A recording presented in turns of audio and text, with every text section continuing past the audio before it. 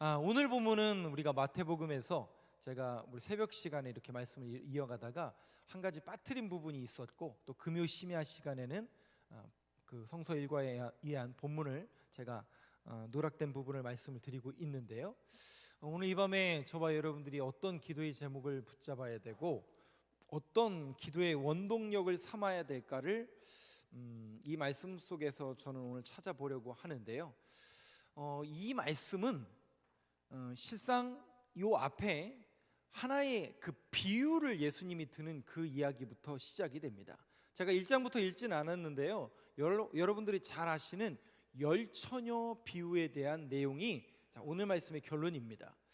그 내용을 여기 계신 분들 중에 제가 보니까 모르는 분들은 없을 것 같은데, 오늘 그 내용을 한번 꼼꼼히 한번 보시면서 여러분들이 보통 알고 계셨던 그 내용과 물론 많이 크게 다르진 않겠지만 우리가 놓치고 있었던 부분, 또 그렇다면 그 기름이 의미하는 것이 무엇인가, 거기에 한번 조명해 보시고 조명해 보고 또 기도의 제목을 함께 삼아 보려고 합니다.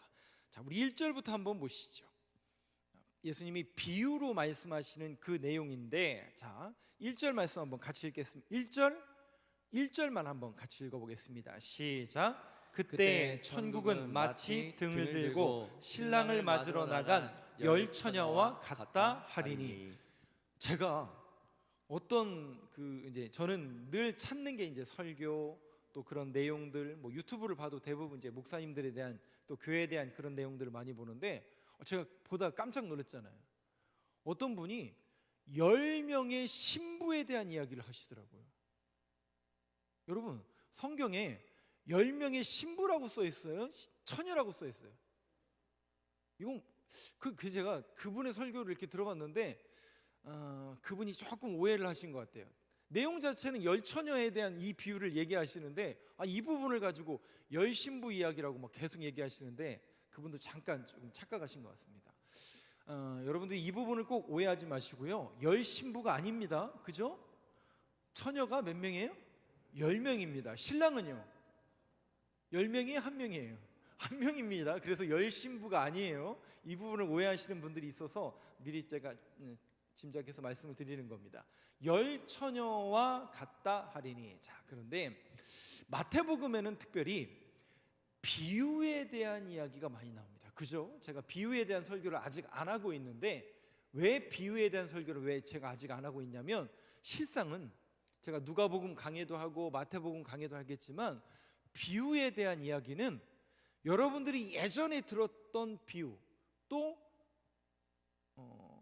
지금 또 앞으로 이 비유에 대한 해석이 조금씩 변해갑니다. 왜냐하면 과학적인 증거, 또 시대적인 상황, 배경들에 대해서 학문이 계속 쏟아져 나오다 보니까 이 비유는 그렇게 해석하면 안 됩니다라고 하는 그런 분들이 자꾸 등장하면서 이 비유를 우리가 잘못 얘기하고 있었구나라는 그런 부분들이 종종 있기 때문에 저도 조심하고 있고, 그래서 비유에 대한 것은 제가 아직 안 건드리고 있지만 분명히 제가 말씀을 드리겠죠. 왜냐하면 이 비유라는 것은 주님께서 사용하신 말씀을 전하시기 위한 툴이었거든요.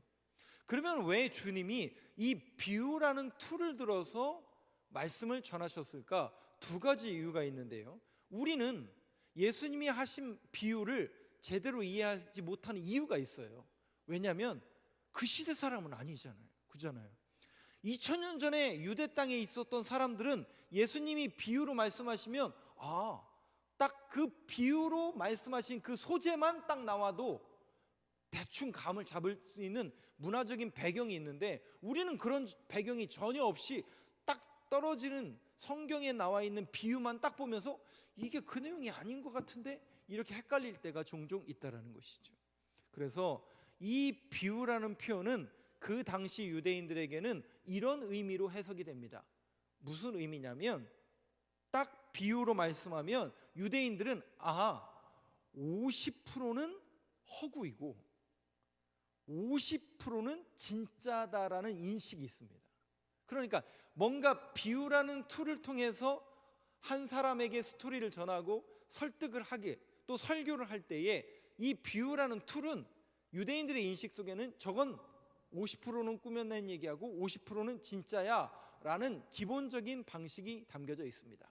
그런 배경 속에서 이 비유를 드는 이유는 두 가지가 있는데, 첫 번째는 감추기 위한 의도가 담겨져 있습니다. 예? 비유로 말씀하시는 이유 첫 번째가 뭐라고요? 감추기 위한 의도가 담겨져 있대요. 그 무슨 뜻이냐면 이런 거죠. 여러분 기억나세요? 바리새인들과 종교 지도자들이 예수님을 쫓아다녀요, 안 쫓아다녀요? 근데 우리 성경에 그 사람들은 쫓아다닌다고 표현합니까? 따라다닌다고 표현합니까? 이 부분이 조금 우리가, 이 사람들은 계속 어떻게 하냐면 예수님을 계속 의심해요. 그리고 트집을 잡아서 어떻게 하려고? 뭔가 말꼬투리 잡으려고, 뭔가 너네들 안식일에 어떻게 이삭을 비벼 먹고 안식일에 사람을 고치네? 이거 일하는 거 아니야? 율법 어긴 거 아니야?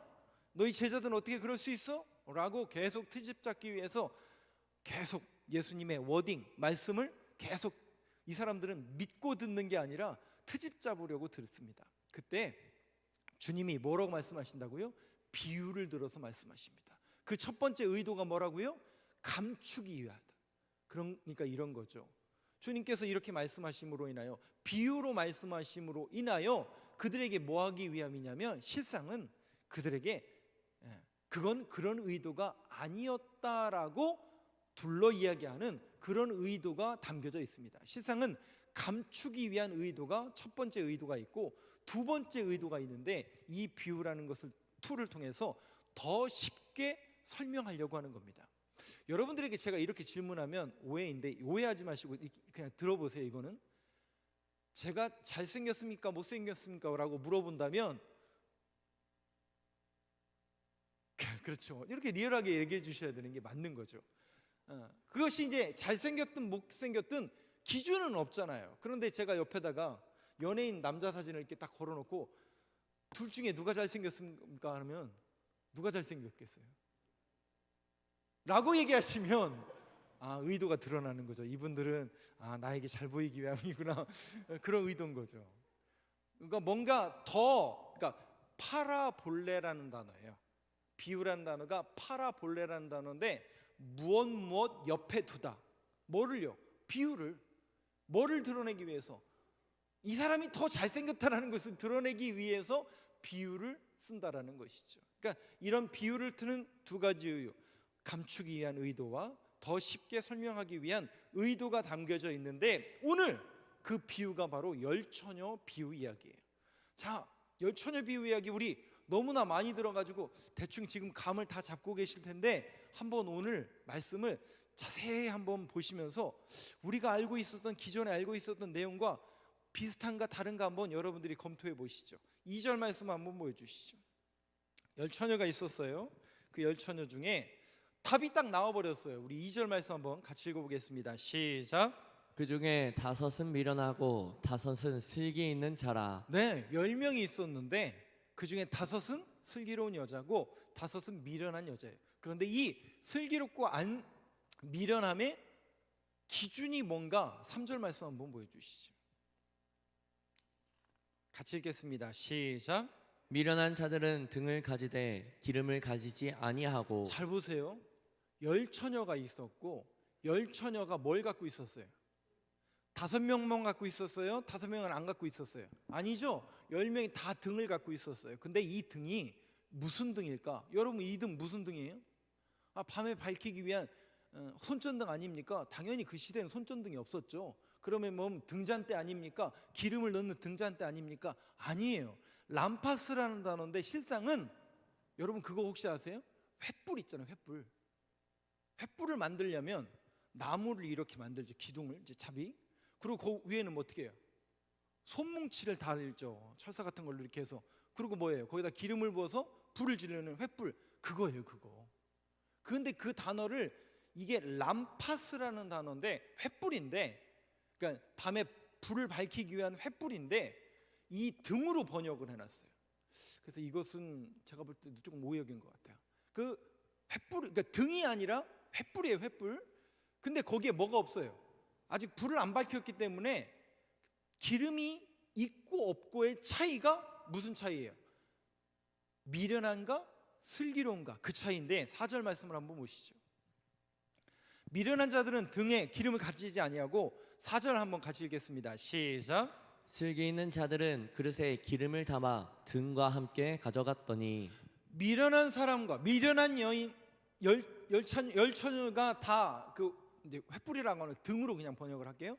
등을 갖고 있는데 5명은 기름을 갖고 있었고 5명은 기름을 갖고 있지 않았어요.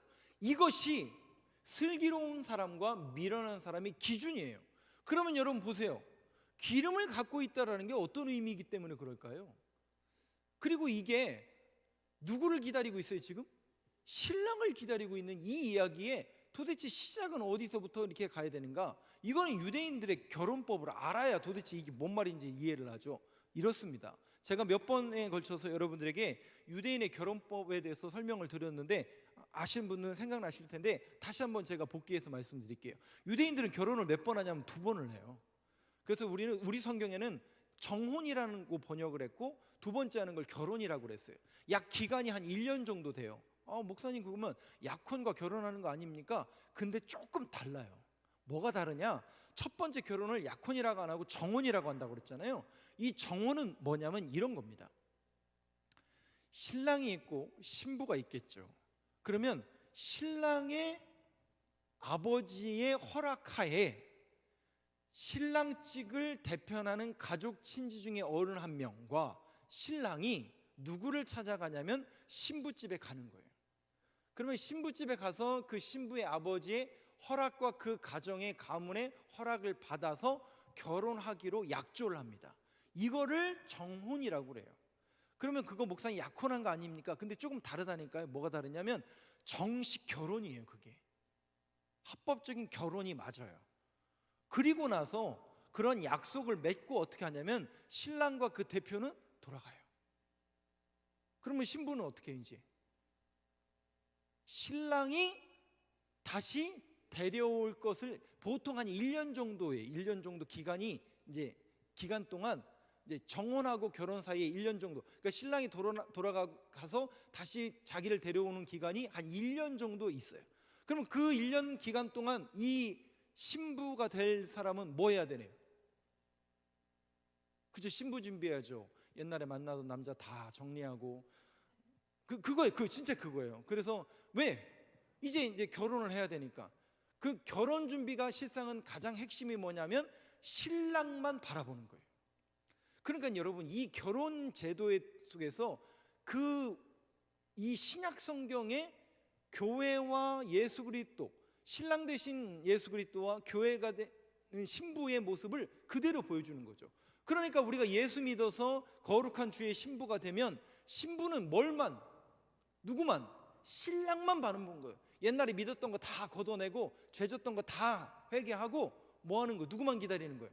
신랑만 기다리는 거예요. 근데 그때가 언제라고요? 그럼 이제 신부는 신랑이 데려오기만을 이제 손꼽아 기다리면서 준비하고 있는 거고, 그럼 신랑은 집에 가서 뭐 해요? 신부를 데려올 날을 기대하면서 신부를 데려와서 맞을 집을 준비하는 겁니다. 이거 어디서 많이 들어본 얘기였죠? 주님이 어디 가신다고요? 네. 영원히 거할 집을 처소를 예비하러 가는 그 얘기가 이 유대인들의 결혼식 문화에서 나오는 겁니다. 그래서 이 신랑은 신부를 데려올 날만을 기대하면서 같이 머물 집을 뚝딱뚝딱 혼자 만들기 힘이 들면 목수 불러다가 동네 친구들 불러다가 이렇게 짓는 거죠. 그러다가 한 정확하게 1년이 아니라 어느 정도 됐다라고 그 신랑의 아버지가 봤을 때 집이 다 완성되고 얘가 이제 데려와도 될 정도로 이제 신부를 기다리고 있다라는 것이 이제 보여지면 그 아버지가 아들을 부르는 거죠. 아들을 불러서 얘야 밤에 친구들을 데리고 어떻게 하라고요? 신부를 데리고 와라. 낮이 아니라 밤에 신부네 집에 가서 데리러 가는 거예요. 그러면 그 때와 시간은 누구만 알아요? 신랑 아버지만 아는 거죠. 그래서 주님이 뭐라고 말씀하십니까? 때와 시기에 대해서는 내가 알 바 아니다. 그 알 바 아니다라는 것은 내 주관과 소관이 아니다라는 거예요. 나는 모른다라는 의미보다는 내 소관이 아니라 누구의? 성자 하나님, 성부 하나님의 소관이니 하나님만 하신다. 그 의미로서 말씀하신 겁니다. 오늘 이 열처녀는 누굴 기다리고 있는 거예요? 그 신랑을 기다리고 있는 거예요. 근데 잘 보세요. 그날 밤에 오기로 되어 있습니까? 안 되어 있습니까?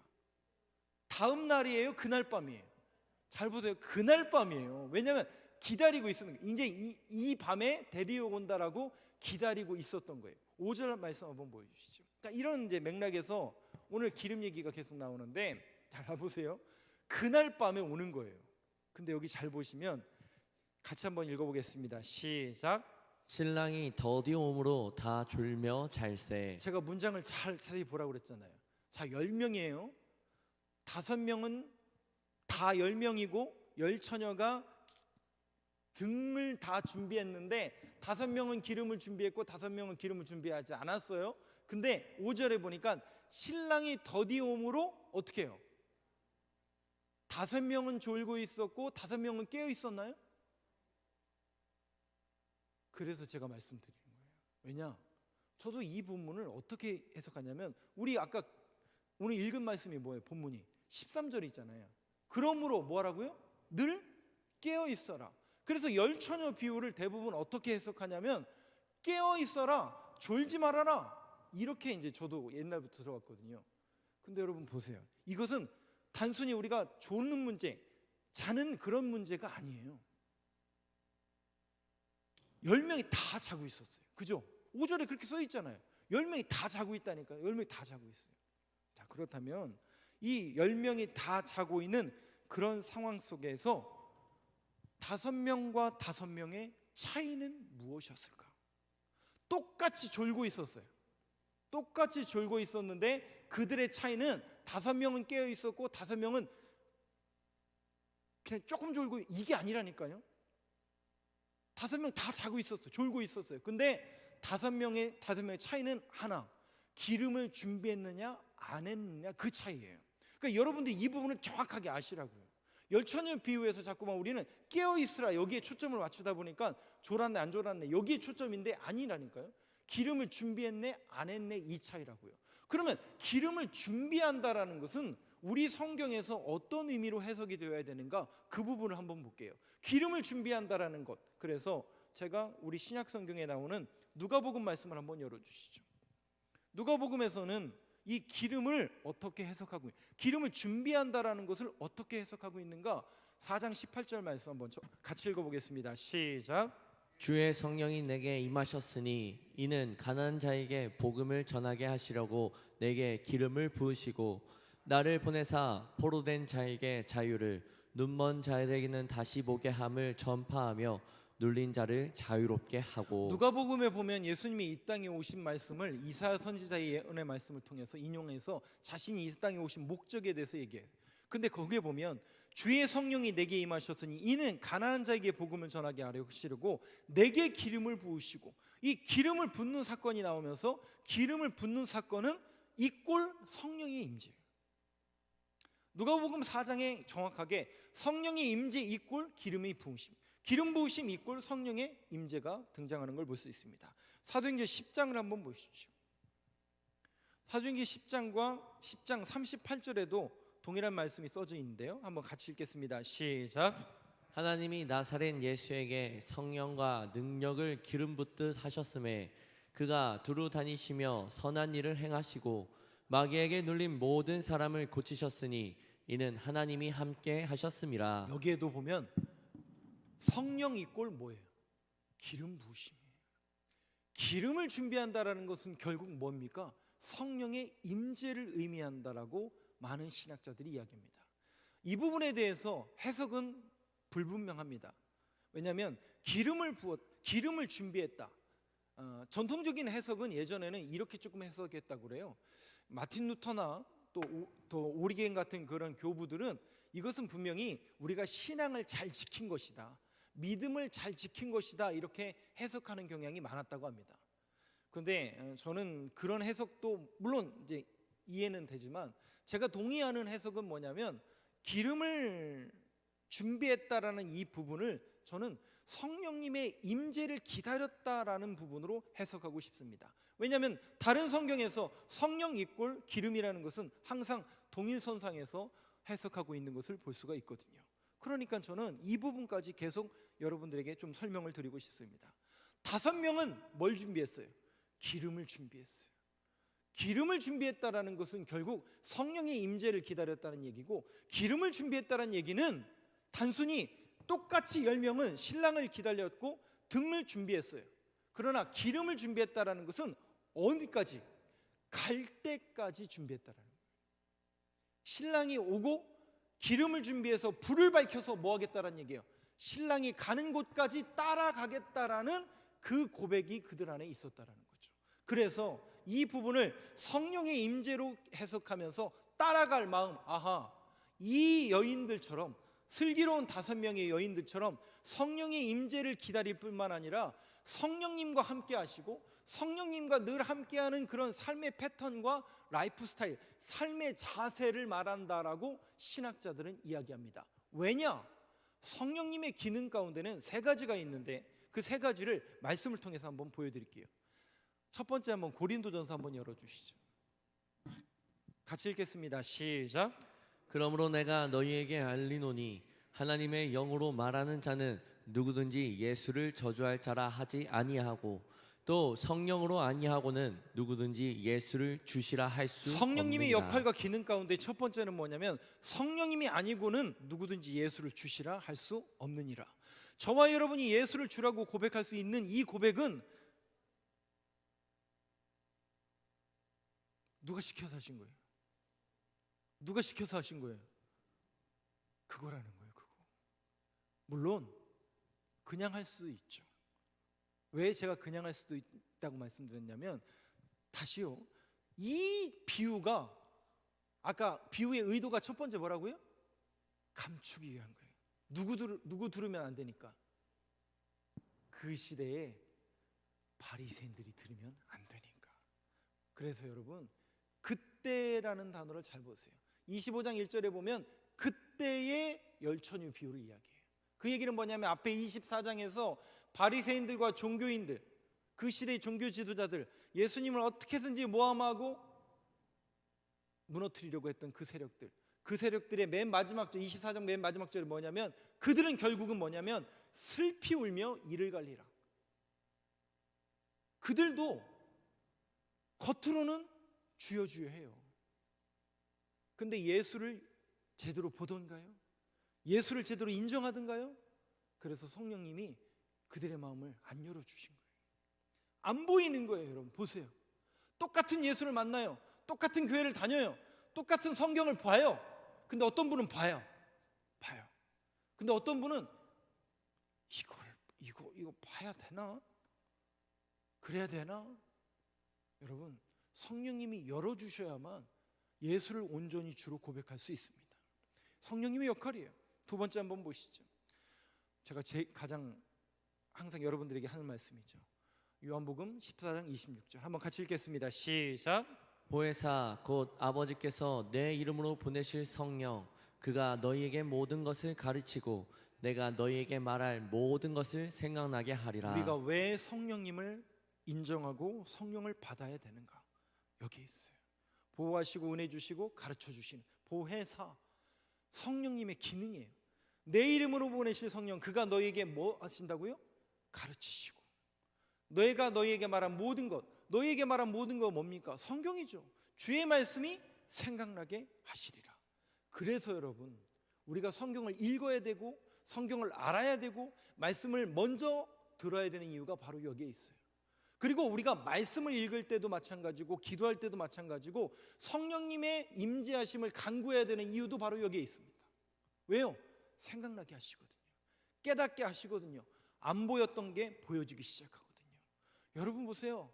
마가의 다락방에서 오순절 성령 강림 사건이 그들에게 임하고 성령이 그들에게 임하게 되니까 그 사람이 보이잖아요. 매일같이 상번제를 드리러 안식일 뿐만 아니라 매일같이 예루살렘에 있었던 사람들은 상번제로, 예수님의 제자들은 성전에 안 들어가나요? 매일같이 들어가요. 근데 그 사람은 매일같이 그 자리에 앉아 있는데 안 보였어요. 근데 성령님이 그에게 임하니까 누가 보여요? 그 사람이 보이는 거예요. 뭐예요? 열어주시니까.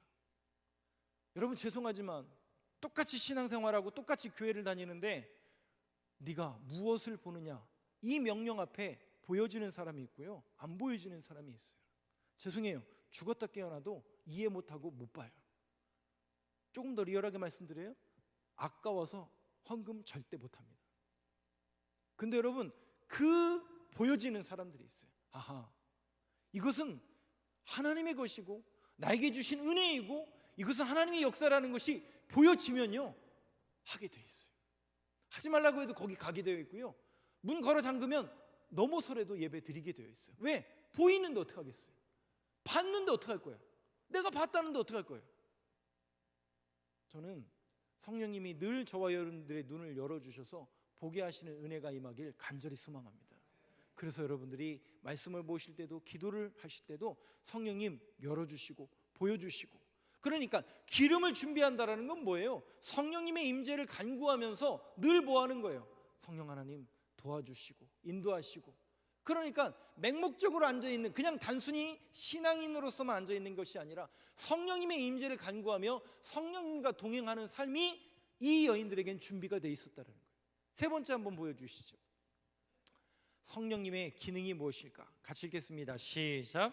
술 취하지 말라. 이는 방탕한 것이니 오직 성령으로 충만함을 받으라. 제가 언젠가도 말씀드렸지만 여기 취하다, 술에 취하다라는 단어와 동사와 성령의 충만함이라는 동사가 같은 어근에서 왔다고 말씀드렸어요. 취하다, 충만하다. 그래서 이 단어는 마틴 로이드 존슨 목사님의 해석에 의하면 이렇게 해석한다고 그랬잖아요. 지배를 당하다. 술의 지배를 당하는 인생을 살 것인가, 성령님의 지배를 당하는 인생을 살 것인가, 우리는 선택해야 된다는 거죠. 근데 정확하게 5장 18절에 뭐라고 써 있습니까? 술의 지배를 당하는 인생은 방탕한 것이니. 여기 방탕한다는 단어가 뭐 나쁜 짓을 하다 이런 게 아니에요. 허비하는 인생이라는 거예요. 인생을 왜 거기에 허비하고 있냐는 거예요. 누구의 지배를? 술의 지배를 당해서 왜 인생을 낭비하고 있냐는 거예요. 오직 성령으로 지배를 당해라. 사랑하는 성도 여러분, 저는 우리 교회가 또 저와 여러분들의 인생이 성령님의 지배를 받는 교회요 또 인생이 되길 간절히 소망합니다. 여러분 다른 것 없습니다. 우리는 이제 선택을 한 거예요. 무슨 선택이요? 하나님의 편에 서기로. 하나님, 저는 더 이상 이제 세상의 것이 아닌 헛된 것에 시선을 뺏기고 방탕한 낭비하는 인생이 아니라 성령님의 인도하심을 따라 성령님의 지배를 받아 성령님께서 원하시는 그 길을 걸어가길 원합니다. 그래서 오늘도 저와 여러분들이 기도하실 때 하나님, 우리가 기도할 때 성령 하나님이 역사하여 주시고 임재하여 주옵소서. 말씀을 볼 때도 깨닫게 하시고 보여주셔서 성령님의 지배함을 받아 성령님께서 꿈꾸시고 하나님께서 원하시는 그 뜻이 무엇인지를 밝히 알고 보게 하여 주옵소서. 이런 믿음의 고백자들이 되길 간절히 소망합니다. 이제 말씀에 이제 좀 결론을 내려보도록 할게요. 6절부터 한번 보시죠. 같이 읽겠습니다. 시작. 밤중에 소리가 나되 보라 신랑이로다 맞으러 나오라. 네, 하네. 드디어 그때가 왔어요. 그때가 왔습니다. 7절 한번 보시죠. 같이 읽겠습니다. 시작. 이에 그 처녀들이 다 일어나 등을 준비할세. 자, 그 횃불을 준비한 거예요. 다 한 명씩 다 갖고 있었던 겁니다. 8절입니다. 8절 없나요? 1장부터 7절까지만 했나요? 그 다음 절이 뭐죠? 제가 알려드린 것 중에 그 다음 절.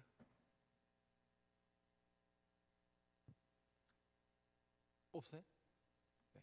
8절부터 13절 있잖아요. 예. 8절 같이 읽어보겠습니다. 시작. 미련한 자들이 슬기 있는 자들에게 이르되 우리 등불이 꺼져가니 너희 기름을 좀 나눠달라 하거늘. 저는 이 말씀을 보다가 이 5명이 네?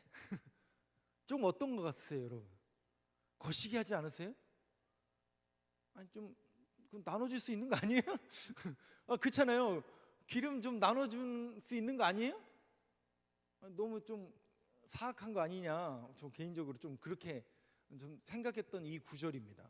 근데 여러분, 제가 아까 말씀드렸잖아요. 기름을 준비했다라는 것은 무엇을 의미하고 암시하는 구절이라고요? 성령님의 임재, 그리고 성령님의 임재와 지배를 받아 살아가는 그 여인들의 라이프 스타일을 말씀드린다고 했어요. 그러면 여러분, 이것은 자신이 지금 기름을 갖고 있는 그냥 어떤 양적인 것을 말합니까? 어떤 한 개인의 신앙의 패턴을 말하는 겁니까? 신앙의 개인의 패턴을 어떻게 나눠주겠어요?